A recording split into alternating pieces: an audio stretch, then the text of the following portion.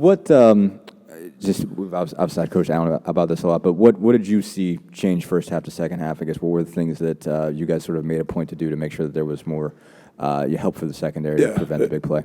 Yeah, I think a lot of it goes back to being brilliant at the basics. Right, we've talked about that before. Be brilliant at the basics. Go back to your core. Go back to your fundamentals. Get yourself settled in.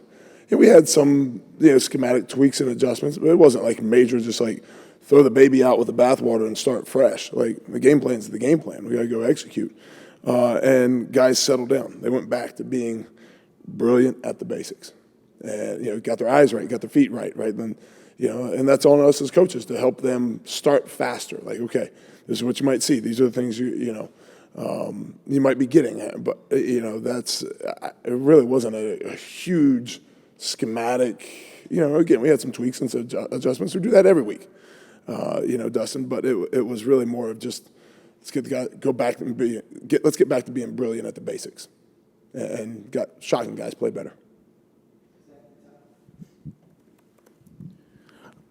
Forgive me if this feels at all loaded because there were a couple one-on-one shots that they hit Saturday. But what is sort of the tolerance level within this defense for wanting to put guys in one-on-one situations sometimes, recognizing that can be a little bit all or nothing, but that it also allows you to really shift resources maybe to stopping something else. And I recognize that's also matchups a little bit too. Yeah, sure. Like sometimes as you look at it schematically, I mean, quarters coverage can also be man coverage. And that's, a little bit what we got into. Well, while you're in quarters coverage, well, they're in 12 personnel and you're loading the box to go stop the run. Get safeties involved in the run game, kind of your point, and then sometimes now your corners are out there on an island a little bit, and then sometimes, hey, you're blitzing. You have to go stop the run and they're out there on an island also. The good news about the blitzing is you have pressure behind it, right? Sometimes you're in quarters coverage, they go play action, and they're sitting there, 7-8 man protections against 4-man rushes with man coverage. A little bit tougher, a little bit harder, but and that's all you're really trying to do is okay. What do we need to call to stop? I used to work for a guy, and he would say, "Be happy when what you called stops what you called it to stop." Right, and and sometimes, hey, they find the right call against the right coverage, against the right blitz, against the right check, against the right adjustment. That's the cat and mouse game you always play.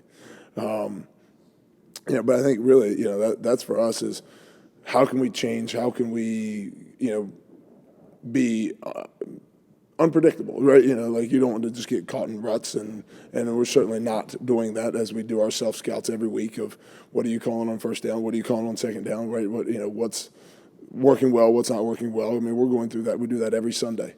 We go through our self-scouts of what are we calling, when are we calling them to make sure we're not in those. And we even do that in the game. We have a process in the game up in the press box of what are we calling every 1st and 10? What are we calling every P and 10 that we go through in between series to make sure that we're not being predictable. So I don't know if I'm answering your question or not, Zach, but so, yeah. Yeah.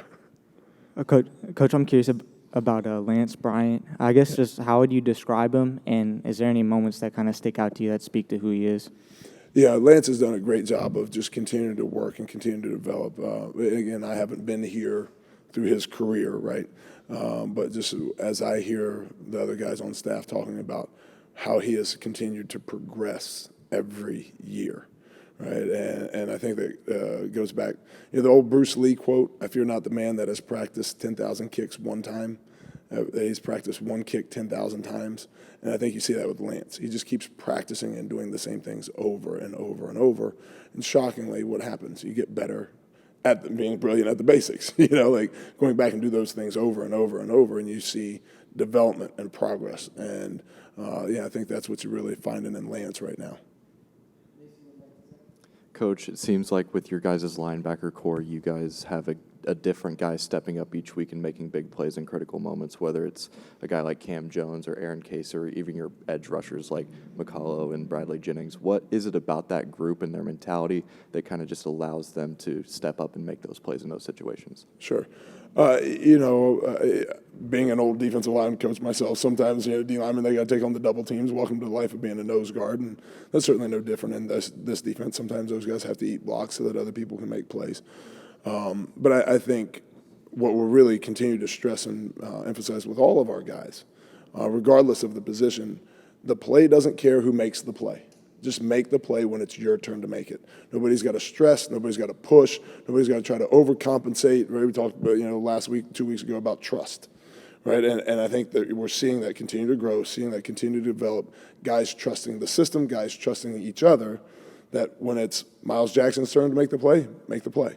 When it's Aaron Casey, when it's your turn to make the play, make the play. Just go back. Be brilliant at the basics. What's your job within the scheme, within the system? Trust the scheme, trust the system, trust your teammates, that everybody's going to do their job collectively together. And when we can have that consistent execution of the fundamentals, of the details within the scheme, just make the play. And some guys are making some plays. I know you weren't here last year, but Matt Holt was a guy that even as kind of a freshman walk-on flashed a little bit last fall, and it seems like he's even more involved this year. We saw a lot of him, I imagine, somewhat personnel-driven, as you talked about Cincinnati running the football. Sure. But just how have you seen him as a second-year player and as a non-scholarship player really kind of come along to being somebody that you could build maybe some specific packages, for lack of a better term, that are geared toward getting him in there? So I'll tell you a story. So the first February morning workout we had when I got here, learning who guys are and who literally learning faces and learning names, and Coach Allen's kind of walking me around and starting to learn these guys on defense, and he points out Matt Holt, and he says about Matt Holt, that kid is going to be a really good football player here. Like Coach Allen knew from what you had seen in the past and even in the fall, last fall. So we had already identified that this is a young man that is a good football player. Obviously, Indiana matters to him, legacy, family. His dad playing here also, but comes from a great program, Center Grove, right up the street. Who Coach Moore does a great job of teaching football up there. It's just. He's got the background, he's got the expertise, he's got he's a very smart football player. He cares a lot. He talked about the toughness and the physicality, being able to go in. I mean, he had a couple of really nice plays down there on that first drive when we kind of put our backs against the wall after the turnover and went in and got the stop on the field goal. So Matt's just continues to just show up and be who he is, tough, competitive. He got dinged up a little bit, boom, he was right back out. So it just really, talking about trust earlier, the young man we've got a lot of trust and faith and confidence in because he has the right process.